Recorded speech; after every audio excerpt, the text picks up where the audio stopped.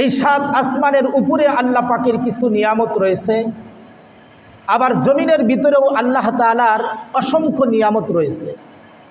তবে সবগুলো নিয়ামতের ভিতরে আল্লাহ তাআলা কিছু দামি দামি নিয়ামত সৃষ্টি করছেন। ৭ম আসমানের উপরে আল্লাহ পাক রব্বুল আলামিনের আরশ রয়েছে। এই আরশের দাম আল্লাহ তাআলার সৃষ্টিকুলের ভিতরে সবচাইতে বেশি। এই আরশের নিচেই ৭ম আসমানের উপরে আল্লাহ পাক রব্বুল আলামিন ফেরেশতাদের ইবাদতের জন্য একটা ঘর তৈরি করছেন, যেই ঘরটির নাম হলো বাইতুল মামুর, ফেরেশতাদের ইবাদতখানা। এই ঘরটা যেই জায়গায় যেই আসমানের উপরে আছে, সেই আসমানটা সকল আসমানের চাইতে দামি। কারণ অন্যান্য আসমানের উপরে ফেরেশতাদের ইবাদত করার নির্দিষ্ট কোনো ঘর নাই, কিন্তু ৭ম আসমানের উপরে ফেরেশতাদের ইবাদত করার একটা ঘর আছে। এজন্য সকল আসমানের উপরে ৭ম আসমানের মূল্য সবচাইতে বেশি। ফেরেশতাদের ইবাদতখানা বাইতুল মামুর আসমানের ঠিক যেই জায়গায় অবস্থিত, সেই জায়গার নিচে হুবহু একই জায়গায়, অর্থাৎ বাইতুল মামুর ফেরেশতাদের ইবাদতখানার থেকে যদি একটা কঙ্কর নিক্ষেপ করা হয়, একটা পাথর ফেলে দেওয়া হয়, তাহলে এই পাথরটা পৃথিবীর যেই জায়গায় পড়বে, সেই জায়গায় হলো পৃথিবীর একটা দামি ঘর, দামি জায়গা, সেটা হলো মক্কাতুল মুকাররমা। বলেন সুবহানাল্লাহ। যে জায়গায় কাবা ঘর নির্মিত। আসমানের উপরে যেরকম ৭ম আসমানের মূল্য সবচাইতে বেশি বাইতুল মামুর থাকার কারণে, জমিনের ভিতরেও ওই জমিনের দাম সবচাইতে বেশি, যেই জমিনের ভিতরে কাবা ঘর এবং অন্যান্য মসজিদ নির্মাণ হয়। সুবহানাল্লাহ বলেন। এজন্য মক্কাতুল মুকাররমার দাম সবচাইতে বেশি। এটা পৃথিবীর চতুর্দিক থেকে আপনি যদি মেপে বের করেন, তাহলে দেখা যাবে পৃথিবীর মধ্যস্থলে একদম মিডল পয়েন্টে যেই জায়গাটা, সেই জায়গায় হলো কাবা ঘর নির্মিত। এই ঘর থেকে সোজা আসমান পর্যন্ত বাইতুল মামুর আর বাইতুল্লাহ যে ঘর আল্লাহ তাআলা আমাদের ইবাদতের জন্য নির্মাণ করছেন, এই জায়গা বরাবর জমিন থেকে আসমান পর্যন্ত পুরাটাই সম্মানিত এবং ইবাদতের জায়গা। সুবহানাল্লাহ। মক্কাতুল মুকাররমা এত দামি কেন? কারণ সেখানে রয়েছে আল্লাহ তাআলার বিশেষ ঘর, যেই ঘরের উপরে প্রত্যেকটা সেকেন্ডে সেকেন্ডে, প্রত্যেকটা মুহূর্তে মুহূর্তে আল্লাহ তাআলা ১২০টা করে রহমত নাজিল করেন। সুবহানাল্লাহ বলে। এই ১২০টা রহমত আল্লাহ পাক রব্বুল আলামিন বন্টন করে দেন। সর্বপ্রথম ১২০টা রহমতের ভিতরে ৬০টা রহমত আল্লাহ তাআলা তাদেরকে দান করেন যারা আল্লাহ তাআলার এই কাবা ঘরকে তওয়াফরত অবস্থায় থাকে। আর বাকি ৬০টার ভিতরে ৪০টা রহমত আল্লাহ তাআলা ওই সমস্ত মুসল্লিদেরকে দান করেন যারা কাবা ঘরের দিকে মুখ করে আল্লাহ তাআলাকে সিজদা করে। সুবহানাল্লাহ। অর্থাৎ যারা নামাজ আদায় করে, এই নামাজ আদায়কারী এখান থেকে যে নামাজ পড়বে, সেও ওই ৪০ রহমতের ভাগ পাবে। আবার কাবা ঘরের আশেপাশে যারা নামাজ পড়বে, তারাও এই ৪০ রহমতের ভাগ পাবে। আর বাকি থাকলো ২০টা। এই ২০টা রহমত আল্লাহ তাআলা ওই সমস্ত ব্যক্তিদেরকে দান করেন যারা নাকি মোহাব্বতের সাথে, ঈমানের সাথে কাবা ঘরের দিকে মোহাব্বত নিয়ে তাকায়া থাকে। সুবহানাল্লাহ জোরে বলেন। তাদেরকে আল্লাহ তাআলা এই ২০টা রহমত দান করেন। এজন্য কাবা ঘর যেখানে উপস্থিত মক্কাতুল মুকাররমা, এই মক্কাতুল মুকাররমার প্রত্যেকটা ঘেটে ঘেটে লেখা আছে হুদুদে হারাম, মানে এই এরিয়ার ভিতরে কোনো বেঈমান প্রবেশ করা নিষেধ। তার মানে যার ভিতরে কালেমা আছে, যে ঈমানওয়ালা, যে ব্যক্তি মুসলমান, সেই শুধু মক্কাতুল মুকাররমার প্রবেশ করার অনুমতি আল্লাহর পক্ষ থেকে আছে। আর যার ভিতরে ঈমান নাই, কাফের, বেঈমান, নাস্তিক, মুরতাদ অথবা কাদিয়ানি, এদের প্রবেশ করার অনুমতি আল্লাহর পক্ষতে মক্কাতুল মুকাররমার ভিতরে প্রবেশ করার অনুমতি নাই। এজন্য প্রত্যেকটা ঘেটে ঘেটে আরবিতে লেখা আছে হুদুদে হারাম, এই এরিয়ার ভিতরে বেঈমান যারা তাদের প্রবেশ করা নিষেধ। জোরে বলেন আল্লাহু আকবার। মক্কাতুল মুকাররমার দাম যেরকম আল্লাহর কাছে বেশি, ঠিক ওই রকম ভাবে এই পৃথিবীর জমিনে মক্কাতুল মুকাররমার পরে সবচাইতে দামি জায়গা যেটা, সেটা হলো মদিনাতুল মুনাওয়ারা। মদিনাতুল মুনাওয়ারার দাম মক্কার পরে বেশি, কারণ মদিনাতুল মুনাওয়ারার ভিতরে শুয়ে আছেন হাজার হাজার সাহাবী, এবং সেখানে শুয়ে আছেন স্বয়ং সকল নবীদের সর্দার ইমামুল আম্বিয়া খাতামান নবিয়্যিন জনাবে মুহাম্মাদুর রাসূলুল্লাহ সাল্লাল্লাহু আলাইহি ওয়াসাল্লাম। যেই মদিনার ভিতরে শুয়ে আছেন সেই মদিনার দাম মক্কার পরে বেশি। এজন্য আল্লাহর রাসূল হাদিস শরীফের ভিতরে বলেন, মদিনাতুল মুনাওয়ারার পরে মক্কাতুল মুকাররমার পরে মদিনাতুল মুনাওয়ারার দাম যেহেতু বেশি, এজন্য পৃথিবীতে মানুষের ঈমান নষ্ট করার জন্য এক সময় কিয়ামতের আগে পৃথিবীতে দাজ্জালের আগমন হবে। এই দাজ্জালের আগমন যখন হবে, দাজ্জালের এক হাতে থাকবে আগুন আর এক হাতে থাকবে পানি। দাজ্জালকে যারা ভয় করে পানির ভিতরে ঝাঁপ দিবে তারা জাহান্নামে চলে যাবে, আর দাজ্জালের ভয়ে যারা দাজ্জালের বাম হাতের আগুনের ভিতরে ঝাঁপ দিবে আল্লাহ পাক রব্বুল আলামিন তাদেরকে জান্নাত দান করে দিবে। সুবহানাল্লাহ বলেন। দাজ্জাল মানুষকে আগুন আর পানি দেখায় মানুষকে গোমরা করবে।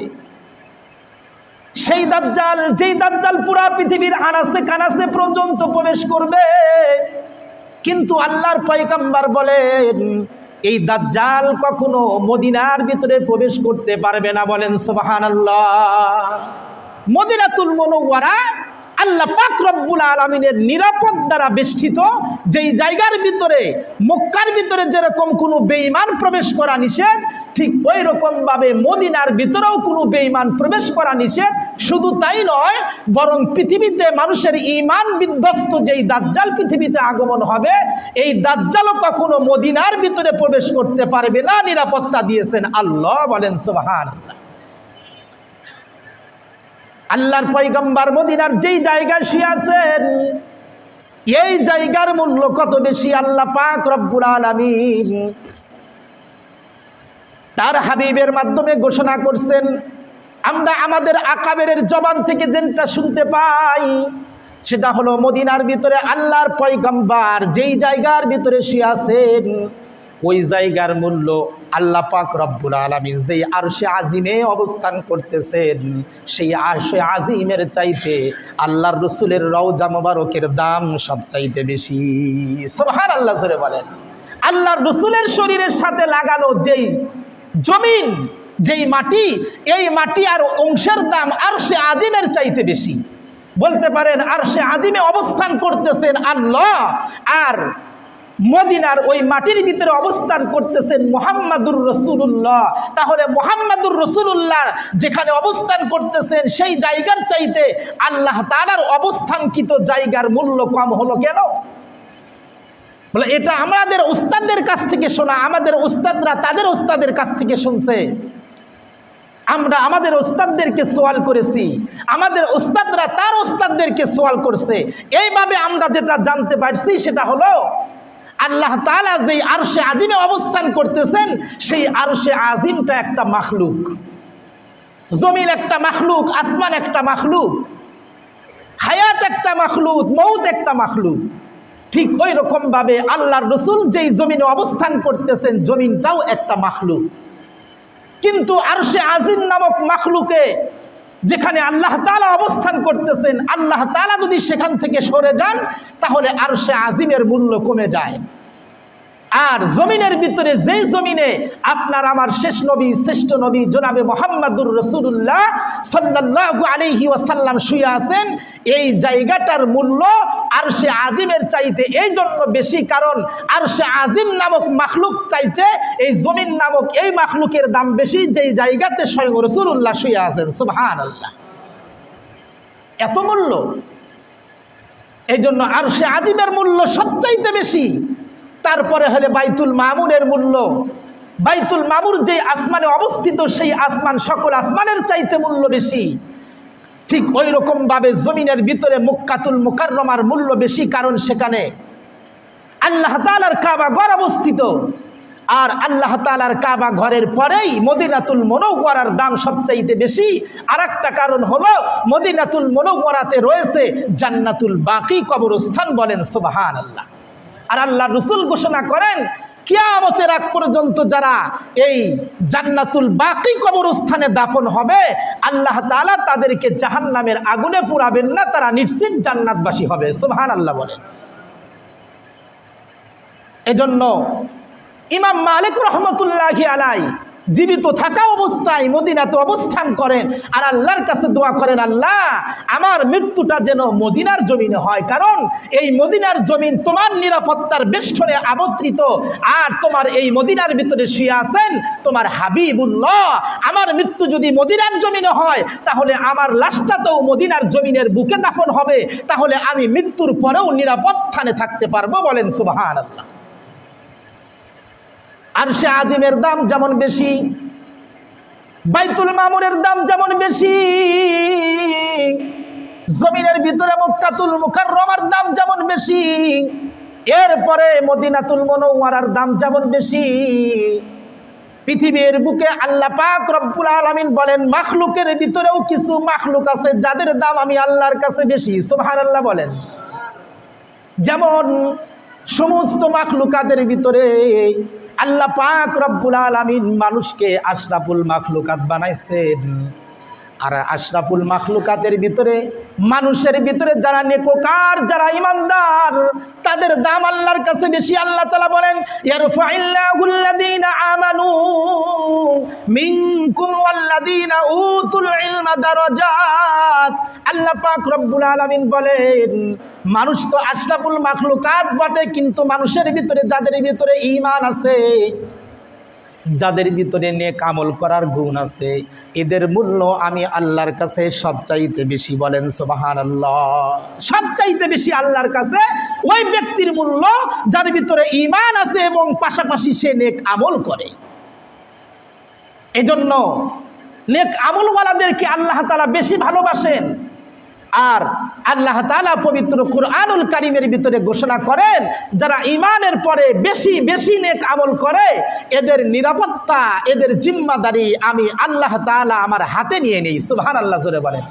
তাতানাজ্জালু আলাইহিমুল মালাইকা, তাতানাজ্জালু আলাইহিমুল মালাইকাতু আল্লা তাখাফু ওয়া লা তাহজানু ওয়া আবশিরু বিল জান্নাহ وَأَبْشِرُوا بِالْجَنَّةِ الَّتِي كُنْتُمْ تُوعَدُونَ نَحْنُ أَوْلِيَاؤُكُمْ فِي الْحَيَاةِ الدُّنْيَا وَفِي الْآخِرَةِ وَلَكُمْ فِيهَا مَا تَشْتَهِي أَنفُسُكُمْ وَلَكُمْ فِيهَا مَا تَشْتَهِي أَنفُسُكُمْ وَلَكُمْ فِيهَا مَا تَدَّعُونَ نُزُلًا مِّنْ গফুরির রহিম। আল্লাহু আকবার বলেন।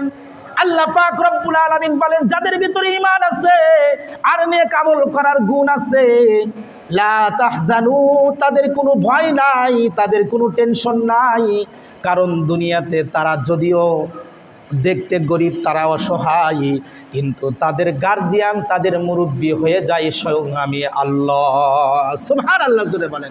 এজন্যই তো আল্লাহর পয়গম্বর হাদিস শরীফের ভিতরে বলেন, যারা নেক আমল করতে করতে মৃত্যুবরণ করে, মৃত্যুর সময় আল্লাহ তাআলা তার পক্ষ থেকে স্পেশাল কিছু ফেরেশতা তাদের কাছে পাঠাইয়া দেয়, যারা মৃত্যুর আগে তাদের কাছে এসে আল্লাহ তাআলার হুকুমের মাধ্যমে তারা ওই মৃত ব্যক্তিকে জান্নাতের ফটো আর ভিডিওগুলো তাদেরকে দেখাইতে থাকে। সুবহানাল্লাহ বলে। আর নেককার ব্যক্তি এই জান্নাতের ভিডিও আর ফটো দেখে দেখে জান্নাতের নাজ নিয়ামতগুলো দেখতে থাকে, আর ফেরেশতারা তাদের ভিতর থেকে জানটাকে বের করে নিয়ে যায়, নেককার মানুষ বুঝতেও পারে না। সুবহানাল্লাহ জোরে বলেন। আর যারা বদকার, যারা নেক আমল করে না, শুধুই মাত্র গুনাহের কাজের ভিতরে লিপ্ত, আল্লাহ তাআলা তাদের মৃত্যুর সময় তাদের কাছে পাঠাইয়া দেন গজবের ফেরেশতা। নাউজুবিল্লাহ করে বলেন। যারা জাহান্নামের ফটোকপি দেখাইতে থাকে আর জানগুলো এমন করে বের করে যে একটা গাছ থেকে কুড়ানো অথবা গাছ থেকে পেরে নিয়ে আসা একটা লেবু, এটা কাটার আগে শুধু পুরা লেবুটাই চিপে এর ভিতর থেকে রস বের করা যেরকম কষ্টকর, একজন মৃত ব্যক্তির জানটাকে ফেরেশতারা চিপে চিপে তার ভিতর থেকে এরকম করে বের করে নিয়ে যায়। নাউজুবিল্লাহ করে বলেন। খুবই ভয়ানক মৃত্যু তাদের হয় যারা বদকার হয়, যারা নেককার হয় না। আর যারা নেককার হয় আল্লাহ তাআলা শুধু তাদেরকে ভালোবাসেন তাই নয়, বরং আল্লাহ তাআলা তাদের সম্পর্কে ঘোষণা করেন, ইয়া আইয়ুহাল্লাযীনা আমানুত্তাকুল্লাহ ওয়া কুনু মা'আস সাদিকিন। হে ঈমানদারেরা, তোমরা আল্লাহকে ভয় করো আর তোমরা দুনিয়াতে যারা নেককার তাদের সঙ্গী সাথী হয়ে যাও। সুবহানাল্লাহ। জোরে নেককারদের সঙ্গী আর সাথী হওয়ার কথা বলছেন কে? জোরে বলেন কে? আল্লাহ। এই জন্য নেককারের দাম বেশি। তবে হ্যাঁ, নেককারের পাশাপাশি আল্লাহ তাআলা পবিত্র কোরআনের সূরা তাওবার 118 নম্বর আয়াতে কারিমার ভিতরে আরেক দল লোকের কথা ঘোষণা করছেন যারা আল্লাহ তাআলার কাছে দামি। সেই সমস্ত ব্যক্তি হলো যারা গুনাহ করছে, 40 বছর 50 বছর 60 বছর বয়স হয়ে গেছে, এখনো পর্যন্ত আল্লাহকে সিজদা করে নাই, আল্লাহর ঘরে সে হাজিরা দেয় নাই, এমনকি সাপ্তাহিক জুমাবার শুক্রবারের নামাজটাও আল্লাহর বান্দা কখনো পড়ে না অথবা পড়তে আসে না। তাদের জন্য আল্লাহ তাআলা একটা দরজা খোলা রাখছেন, সেটা হলো তওবার দরজা। আল্লাহ তাআলা বলেন, কোনো ব্যক্তি যদি 60 বছর বয়সেও তওবা করে আমি আল্লাহকে রব বলে স্বীকার করে আর আমার আল্লাহর কুদরতি পায়ে যদি সিজদা করে, তাহলে আমি তার জিন্দেগীর গুনাহ মাফ করে তাকে আমার আপন বানায় নেই। সুবহানাল্লাহ জোরে বলেন। এজন্য আল্লাহ তাআলা বলেন, ওয়া'আলা সালাসাতিল্লাযীনা খুল্লিফু হাত্তা ইযা দাকাত আলাইহিমুল আরদু বিমা রাহুবাত ওয়া দাকাত আলাইহিম আনফুসুহুম ওয়া যান্নু আল্লা মালজা মিনাল্লাহি ইল্লা ইলাইহি সুম্মা তাবা আলাইহিম লিয়াতুবু ইন্নাল্লাহা হুয়াত তাওয়াবুর রহিম। আল্লাহু আকবার। আল্লাহ পাক রব্বুল আলামিন বলেন, যারা গুনাহ থেকে তওবা করে আমার রাস্তায় ফিরে আসে, আমি আল্লাহ তাআলা তাকে মহব্বত করি, ভালোবাসি। ইন্নাল্লাহা হুয়াত তাওয়াবুর রহিম। তওবাকারীকে আল্লাহ পাক রব্বুল আলামিন বড় মহব্বত করে। সুবহানাল্লাহ। এজন্য আমাদের জীবনের গুনার তো অভাব নাই। যদি আমরা আমাদের জীবনের নেকি আর বদির মোতালা নিজেরা করি, নিজের জিন্দেগির আমল আর গুনাহের, তাহলে হিসাব করলে দেখা যাবে আমার জিন্দেগিতে নেক আমল যতগুলো আছে তার চাইতে 1000% বেশি হলো আমার গুনাহের বেশি, মানে আমল নামাটা, আমার গুনাহের পাল্লা সব চাইতে বেশি। এজন্য আল্লাহ তাআলা বলেন, বান্দা নৈরাশ হয়ো না, আসো আমার দরবারে আসো, তওবা করো, আমি তোমার জিন্দেগির গুনাহ মাফ করে তোমাকে জান্নাতের অধিকারী বানায়া দেব। সুবহানাল্লাহ জোরে বলেন। আর যদি তওবা না করে মারা যান তাহলে নিশ্চিত জাহান্নামী। এজন্য আল্লাহ রাসূল সাল্লাল্লাহু আলাইহি ওয়াসাল্লামের যুগে একটা ইতিহাস, একটা ঘটনা আপনাদেরকে শোনাই। সেটা হলো আল্লাহর রাসূল একটা যুদ্ধের ডাক দিয়েছেন, যেই যুদ্ধের নাম হলো তাবুকের যুদ্ধ। খুব ভালো করে বুঝবেন কথাগুলো। ইসলামের ইতিহাসে 30,000 সাহাবায়ে কেরাম যেখানে যুদ্ধতে অংশগ্রহণ করেছিল, আল্লাহর রাসূল স্বয়ং নিজে সাহাবীদের সাথে যুদ্ধে অংশগ্রহণ করেছিলেন। সেই যুদ্ধের নাম কি বলেন? তাবুকের যুদ্ধ। কথা বলেন, কিসের যুদ্ধ? আমার কথা কি আপনারা বুঝতেছেন না? তাহলে বুঝেই যদি থাকেন আল্লাহর কথা, কোরআনের কথা, হাদিসের কথা, একটু জবাব দিবেন। এতে আপনাদের কষ্ট কিসের? একটু জোরে আওয়াজ দিয়ে বলেন, কিসের যুদ্ধ? তাবুকের যুদ্ধ। জোরে বলেন, কিসের যুদ্ধ? তাবুকের যুদ্ধ। এই যুদ্ধে আল্লাহর রাসূল স্বয়ং সাহাবীদেরকে নিয়ে যুদ্ধে যাচ্ছেন। তবে যুদ্ধে যাওয়ার আগে আল্লাহর রাসূল সাহাবীদেরকে ডাকলেন। ডাকার পরে বললেন, তোমরা মদিনায় মুনাওয়ারাতে যত সাহাবায়ে কেরাম আছো সকলেই আমার সাথে যুদ্ধে অংশগ্রহণ করতে হবে, কেউ তোমরা বাড়িতে অবস্থান করতে পারবে না। মৌসুমটা ছিল গরমের মৌসুম। ওই সময় খেজুর গাছের খেজুরগুলো পেকে লাল টকটকে হয়ে থাকে। ওই সময় কিছু বিজনেসের সময়, টাকা কামাইয়ের সময়। সাহাবায়ে কেরামদের ভিতরে সকল সাহাবায়ে কেরাম যুদ্ধে অংশগ্রহণ করলেন, কিন্তু আল্লাহর রসুলের যুগেও সাহাবা একরামের পিছনে নামাজ আদায় করতেন, সাহাবা একরামদের সাথে মিলেমিশে থাকতেন। এরকম কিছু মুনাফিক ওই যুগেও ছিল, কথা বলেন ঠিক কিনা? ওই যুগেও কিছু মুনাফিক ছিল যাদের মাথায় টুপি ছিল, মুখে দাড়ি ছিল, গায়ে জুব্বা ছিল। এজন্য হতাশ হবেন না। এই যুগেও কিন্তু কিছু মুনাফিক আছে যাদের মাথায় টুপি, মুখে দাড়ি আর গায়ে জুব্বা থাকে, কথা বলেন ঠিক কিনা? আছে কিছু মুনাফিক এরকম। তো মুনাফিকরা বলে এটা একটা কামাইয়ের মৌসুম, খেজুর পাকার মৌসুম, এই সময় নাকি যুদ্ধে যেতে হবে। তারা পিছন থেকে পলায়ন করলো। এই মুনাফিকদের কথা শুনে কিছু কিছু খাঁটি ইমানদারও তাদের ধোঁকায় পড়ে গেল। এবার তারা বলে কি, কয় আমরা যুদ্ধে অংশগ্রহণ করব, তবে সাহাবা একরাম সাথীদেরকে নিয়ে, অর্থাৎ আল্লাহর রসুল সাহাবীদেরকে নিয়ে রওনা হয়ে যাক, আমরা আগামীকাল রওনা হব। আমাদের তো ঘোড়া আছে, ঘোড়ার উপরে যদি সোয়ার হয়ে রওনা হয়ে যায় তাহলে তারা একদিন পথ চলার পরেও তাদেরকে আমরা ধরতে পারবো। তবে একটা দিন আমরা বাড়িতে অবস্থান করি। একদিন অবস্থান করলেন, পরের দিন সকালবেলা ফজরের নামাজ পড়ে রওনা হবেন। ইতিমধ্যে তাদের দিলের ভিতরে আবার ধোঁকা, কয় আজকে না যাই কালকে যাব। এরকম করতে করতে একদিন, 2 দিন, 3 দিন চলে যায়। অনেক দিন চলে যাওয়ার পরে আল্লাহর রসুল শেষ পর্যন্ত যুদ্ধের ময়দান থেকে বিজয় হয়ে সাহাবা একরামদেরকে নিয়ে মদিনাতে ফেরত আসলেন। সুবহানাল্লাহ জোরে বলেন।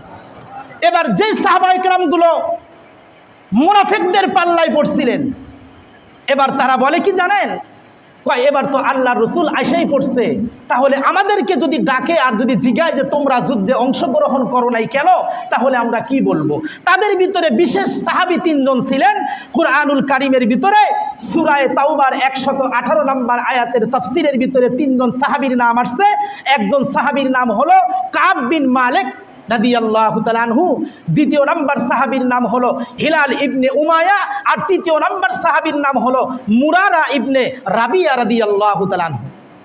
এই 3 জন সাহাবী আল্লাহ রসুলের সামনে উপস্থিত হয়ে গেলেন। আল্লাহ রসুল একে একে 3 জনকে জিজ্ঞাসা করলেন, তোমরা কেন যুদ্ধে অংশগ্রহণ করো নাই?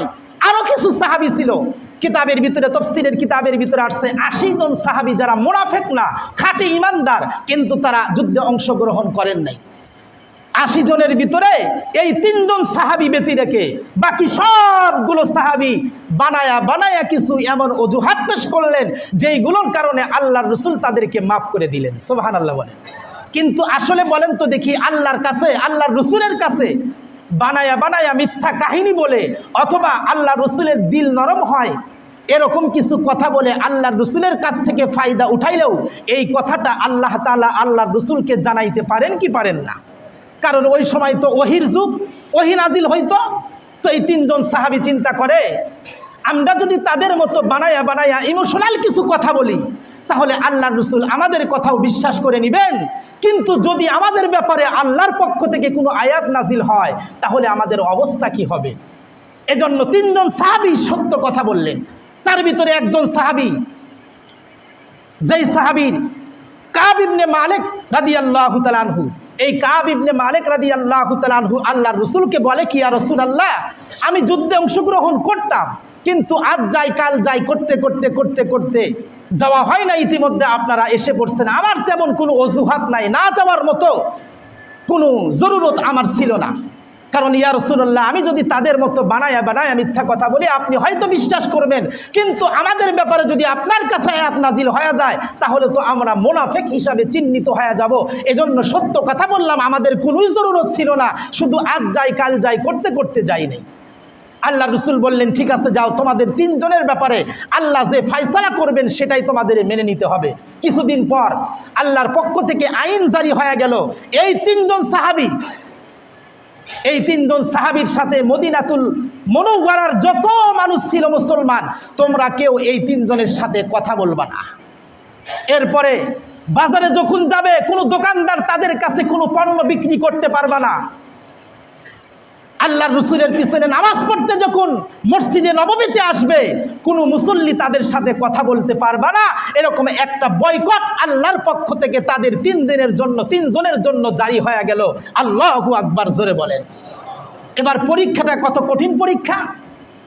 তার ভিতরে প্রথম সাহাবী কাব ইবনে মালিক রাদিয়াল্লাহু তাআলা আনহু তার নিজের ঘটনা নিজেই বর্ণনা করেন। হাদিসের কিতাবের ভিতরে আসছে, কয় আমি তো হতাশগ্রস্ত, পৃথিবীটা জমিনটা প্রশস্ত থাকার পরেও আমার কাছে কেমন যেন পৃথিবীটা সংকীর্ণ হয়ে আসলো। আমি বড় আবদ্ধ ঘরের ভিতরে একা একা সময় কাটাই, কিন্তু মাঝে মাঝে নামাজের যখন ওয়াক্ত হয় তখন আমার ঘর থেকে বের হয়ে আমি আল্লাহর রসুলের পিছনে নামাজ পড়ি। আল্লাহর রসুল ইমামতি করেন, আল্লাহর রসুল আমার দিকে তাকায়া তাকায়া দেখেন, কিন্তু আমি যখন রসুলের দিকে তাকাই তখন আল্লাহর রসুল আমার থেকে মুখটাকে ফিরাইয়া নেন, আমার দিকে আর তাকায় না। কাব ইবনে মালিক রাদিয়াল্লাহু তাআলা আনহু বলেন, এরকম কিছুদিন চলতেছিল। কিছু কিছু সাহাবী বলে, রসুল তো তোমার সাথে কথা বলে না, কোনো সাহাবী তো তোমার সাথে কথা বলে না, তাহলে তুমি কেন মদিনাতে এই আল্লাহর রসুলের পিছনে নামাজ পড়ার জন্য বারবার কেন আসো? কাব ইবনে মালিক রাদিয়াল্লাহু তাআলা আনহু বলেন, কয় মদিনার কোনো মানুষ আমার সাথে কথা বলে না, আল্লাহর রসুল আমার সাথে কথা বলে না, তবে আমি আল্লাহর রসুলের পিছনে নামাজ পড়ার জন্য আসি। এই জন্য আল্লাহর রসুল আমার দিকে নাই তাকাইলো, কিন্তু আমি তো রসুলের চেহারাটা দেখতে পাই। আল্লাহর রসুলের চেহারা যখন আমার নজরে পড়ে যায় তখন দুনিয়ার সব দুঃখ বেদনা আমি ভুলে যাই। সুবহানাল্লাহ জোরে বলেন। আল্লাহর রসুলের চেহারা যখন আমি দেখি তখন দুনিয়ার সব দুঃখ আমি ভুলে যাই। এজন্য হাদিসের কিতাবের ভিতরে আসছে, আব্দুল্লাহ ইবনে যায়েদ কিতাবের ভিতরে আসছে, তিনি মদিনার একটা খেজুরের বাগানে কাজ করতেছিলেন। হঠাৎ করে কে যেন এলান করলো, আল্লাহর রসুলের ওফাত হয়ে গেছে, আল্লাহর নবী আর দুনিয়াতে নাই। সাথে সাথে আব্দুল্লাহ ইবনে যায়েদ আল্লাহর কাছে দোয়া করে, আল্লাহ তুমি যেই চক্ষু দুইটা আমাকে দিতা, এই চক্ষু দুইটা আমি আর চাই না, তুমি আমার চোখ দুটাকে অন্ধ করে দাও, কারণ যেই চোখ দিয়ে আমি রসুলের চেহারা দেখতে পারবো না ওই চোখ আমার আর দরকার নাই। দোয়াটা এমন মুস্তাজাবুদ দাওয়া যে দোয়া করার সাথে সাথে আল্লাহ তাআলা আব্দুল্লাহ ইবনে যায়েদের চোখকে অন্ধ করে দিয়েছেন। সুবহানাল্লাহ জোরে বলেন। দোয়া করার সাথে সাথে চোখ অন্ধ হয়ে গেছে। তারা এত বড় আল্লাহ তাআলার পছন্দনীয় বান্দা ছিল। বলে কি, বলে যেই চোখ দিয়ে আল্লাহর রসুলকে দেখতে পারবো না সেই চোখ আমার থাকার দরকার নাই। এই চোখ দিয়ে আমি কি করব, যেই চোখ দিয়ে আমি রসুলকে দেখতে পারবো না। আল্লাহু আকবার। আল্লাহ রসুল বলেন, এ দুনিয়ার মুসলমান, আল্লাহর রসুল বলেন এক সময় আমি দুনিয়াতে থাকবো না, আমার কিছু উম্মত থাকবে যারা আমাকে দেখার জন্য পাগল পারা হয়ে যাবে, আমার চেহারাটা তারা দেখতে পারবে না। তবে উম্মত শুনে রাখো, দুনিয়াতে আমার কিছু নায়েব রেখে আসলাম, আমার কিছু ওয়ারিস রেখে আসলাম। আল্লাহর রাসূল বলেন, ইন্নাল উলামা ওয়ারাসাতুল আম্বিয়া, যাদেরকে আমি আমার ওয়ারিস হিসাবে ঘোষণা করলাম। কোনো ব্যক্তি, আমার কোনো উম্মত যদি কোনো উলামা একরামের চেহারার দিকে মহাব্বতের দৃষ্টিতে তাকায়া থাকে, তাহলে আমি নবীকে দেখার সওয়াব তারা অর্জন করে ফেলবে। সুবহানাল্লাহ জোরে বলেন। আল্লাহ রসুল বলেন, কিছু কিছু উম্মত আমার পিছনে নামাজ পড়তে চাইবে কিন্তু তারা পারবে না, বড় আফসোস। কিন্তু আল্লাহ রসুল বলেন, কোনো হক্কানি আলেমের পিছনে যদি কেউ নামাজ আদায় করে, তাহলে আমি রসুলের পিছনে নামাজ আদায় করলে যেই পরিমাণ নেকি হয় ওই পরিমাণ নেকি আল্লাহ তাদেরকে দান করে দিবে। সুবহানাল্লাহ জোরে বলেন। তবে গত জুমায় একটা উদাহরণ আমি আপনাদেরকে দিছিলাম যে সরকারি কোনো কাজ করে যদি সরকার থেকে বাজেট পেশ করতে চান, বাজেট নিতে চান, তাহলে দুইটা শর্ত থাকতে হয়। একটা হলো সরকারি অনুমোদন অথবা টেন্ডার, আর একটা হলো সরকারি ইঞ্জিনিয়ারের প্ল্যান থাকতে হয়। কথা বলেন ঠিক কিনা? কথার কথা, সরকারি ইঞ্জিনিয়ার বাড়িতে নাই, 6 মাসের জন্য 2 বছরের জন্য দিল্লিতে চলে গেছে। এখন সেই সরকারি ইঞ্জিনিয়ারের বদলতে একজন সাব ইঞ্জিনিয়ার রেখে গেছে। এখন বলেন তো দেখি, সাব ইঞ্জিনিয়ারের মূল্য ওই আসল ইঞ্জিনিয়ারের মতোই হয়েছে কিনা? এখন সাব ইঞ্জিনিয়ারের সাথে যদি কেউ বেয়াদবি করে তাহলে তার শাস্তি কেমন হবে? আসল ইঞ্জিনিয়ারের সাথে বেয়াদবি করলে যেই শাস্তি, এই সাব ইঞ্জিনিয়ারের সাথে বেয়াদবি করলে একই শাস্তি। কথা বলেন ঠিক কিনা? আল্লাহর রসুল বলে, আমি তো পয়গম্বর, আমি তো রসুল, আমার সাথে বেয়াদবি করলে যেই অপরাধ, যেই গুনাহ তোমাদের হইতো, আমি দুনিয়াতে নাই, কিন্তু আমার নায়েব আর আমার ওয়ারিস দুনিয়াতে থাকবে, তারা হলো সাব ইঞ্জিনিয়ারের মতো, আমি তাদেরকে সাব ইঞ্জিনিয়ার বানায়া দিছি। তবে তাদের সাথে কেউ যদি বেয়াদবি করে, তাদের সাথে কেউ যদি গুস্তাকি করে, তাহলে আমি রসুলের সাথে বেয়াদবি করলে, আমার সাথে গুস্তাকি করলে যে অপরাধ হবে, তাদের সাথে অপরাধ করলে একই গুনাহ হবে। জোরে বলেন কথা ঠিক কিনা? এজন্য সম্মানিত সুধী, আমরা অনেক সময় অনেকে আমরা ফতুয়া দেই। কি ফতুয়া জানেন? ইমাম সাহেব, হুজুর, কোনো মুসল্লি যদি আপনার উপরে নারাজ হয় তাহলে তো আপনার পিছনে নামাজ হয় না। কথা সত্য, মাসআলা আছে, হাদিসের ভিতরে কথা আছে যে কোনো ইমাম সাহেবের উপরে যদি কোনো মুসল্লি নারাজ হয় তাহলে ওই মুসল্লির নামাজ ওই ইমামের পিছনে হয় না। তবে শর্ত হলো এই নারাজিটা ব্যক্তিগত কারণে নাকি শরীয়ত সম্মত কোনো কারণে, এটাও দেখার দরকার আছে। কথা বলেন ঠিক কিনা? যদি ব্যক্তিগত কোনো কারণে ইমাম সাহেবের উপরে নারাজ হয় তাহলে এটা ইমামের পিছনে নামাজ পড়ার পরে সওয়াব না পাওয়ার বা নামাজ না হওয়ার মাসআলার ভিতরে পড়ে না। তবে হ্যাঁ, একটা কথা শুনে রাখেন, ব্যক্তিগত কারণে হোক অথবা শরীয়তের কোনো কারণে হোক, ইমাম সাহেব যদি কোনো মুসল্লির উপরে নারাজ হয়, এই ফতোয়া কি, এটা কি কখনো তালাশ করে দেখছেন? এটা কি কখনো দেখছেন? আল্লাহর রাসূল স্পষ্ট ঘোষণা করছেন। আমার কথা আমি বলতেছি না, আজকে আসি, হয়তো 2 দিন পর আমি থাকবো না, অন্য কোনো আলেম হয়তো এখানে বসবে। তবে আপনাদেরকে একটা কথা অনুরোধ করে যায়, আপনাদের পায়ে হাত দিয়ে কথাটা বলে যায় যে কোনো আলেমের সাথে কখনো বেয়াদবি করবেন না, আচরণের মাধ্যমে হোক অথবা কথাবার্তার মাধ্যমে হোক, যে কোনোভাবে হোক। কারণ আল্লাহর রাসূল বলেন, কোনো আলেমের সাথে কোনো মুসল্লি যখন বেয়াদবি করে আর ওই আলেম যদি মুসল্লির উপর নারাজ হয় তাহলে আলেমের পিছনে যতগুলো নামাজ পড়তে তার সওয়াব নষ্ট হয়ে যায়। নাউজুবিল্লাহ জোরে বলেন। এখন আপনি হিসাব করেন, যে ইমামের পিছনে আপনি নামাজ পড়েন, সেই ইমামের পিছনে নামাজ পড়ে এই নামাজটা কি আল্লাহ পর্যন্ত নিতে চান নাকি এই পর্যন্তই রাখতে চান? এই বিচার আপনার কাছে থাকলো। তবে মেরে মহতারাম, বেশি লম্বা কথা বলবো না, সময় যেহেতু শেষ। আল্লাহর রাসূল বলেন, এই সাহাবী কাব ইবনে মালিক রাদিয়াল্লাহু তাআলা আনহু বলেন, আমার দুনিয়াটা যেন সংকীর্ণ হয়ে আসলো, আমি কি করব কিছুই খুঁজে পাচ্ছি না, পেরেশান ভাব। এর মধ্যে 40 দিন অতিবাহিত হয়ে গেল। আল্লাহর রাসূল আমাকে একদিন ডাক দিয়ে বলে, এই কাব ইবনে মালিক, তোমার ঘরে তোমার স্ত্রী আছে, যেই স্ত্রীর সাথে তুমি সহবাস করো, যেই স্ত্রীর সাথে তুমি কথা বলো, আজকে তোমার স্ত্রীকে তোমার শ্বশুর বাড়ি পাঠাইয়া দাও। কয়দিন পর?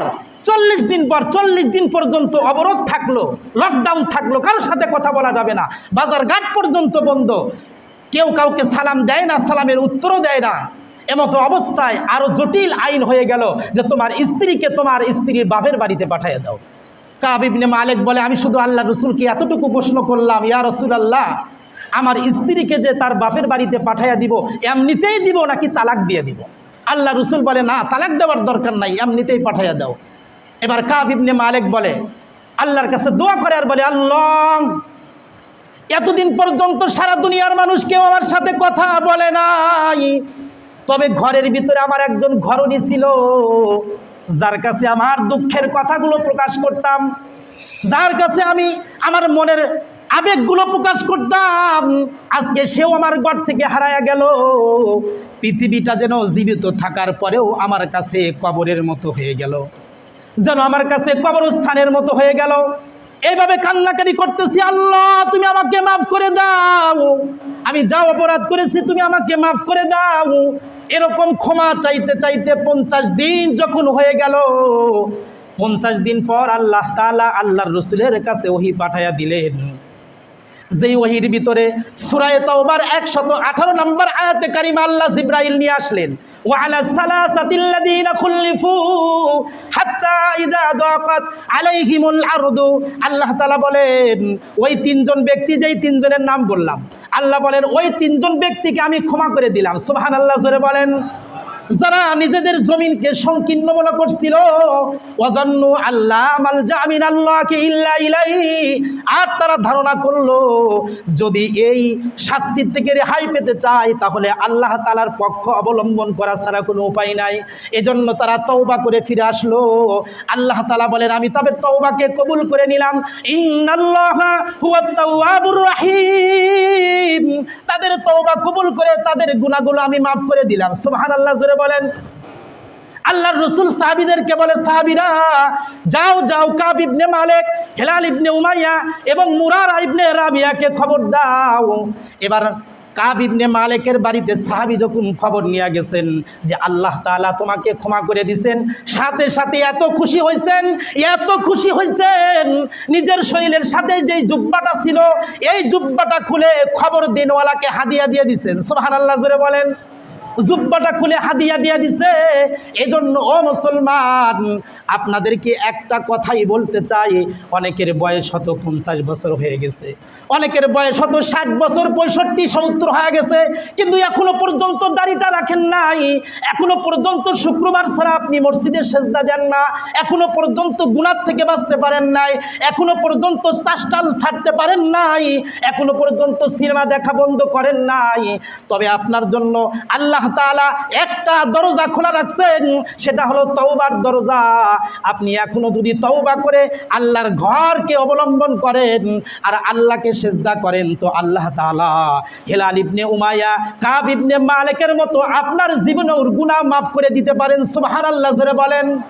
এজন্য মুসলমান খুব ভালো করে বুঝবেন, 1 মিনিট শেষ করে দিব। আপনি কোন ঘরে জন্মগ্রহণ করছেন এটা বড় কথা নয়। আপনি সোনার চামচ নিয়ে মুখে জন্মগ্রহণ করছেন নাকি প্লাস্টিকের চামচ মুখে নিয়ে জন্মগ্রহণ করছেন, এটা আল্লাহ তাআলা দেখবেন না। আপনি কি লন্ডনে বাড়ি করছেন না আমেরিকায় বাড়ি করছেন নাকি বেগমপাড়ায় বাড়ি করছেন, এটাও আল্লাহ তাআলা দেখবেন না। আপনি কয় রাষ্ট্রের এমপি আর মন্ত্রী ছিলেন, সেটাও আল্লাহ তাআলা দেখবেন না। বরং আপনি কোন বংশে জন্মগ্রহণ করছেন, হাজী বংশে না তালুকদার বংশে নাকি মুন্সি বংশে, এটাও আল্লাহ দেখবেন না। বরং আল্লাহ তাআলা দেখবেন কি জানেন? ইন্নাল্লাহা লা ইয়ানজুরু ইলা সুওয়ারিকুম ওয়া আমওয়ালিকুম ওয়ালাকিন ইয়ানজুরু ইলা কুলুবিকুম ওয়া আমালিকুম। আবার প্রফেট মুহাম্মদ সাল্লাল্লাহু আলাইহি ওয়াসাল্লাম, আল্লাহ does not look at your bodies and wealth but he look at your heart and action।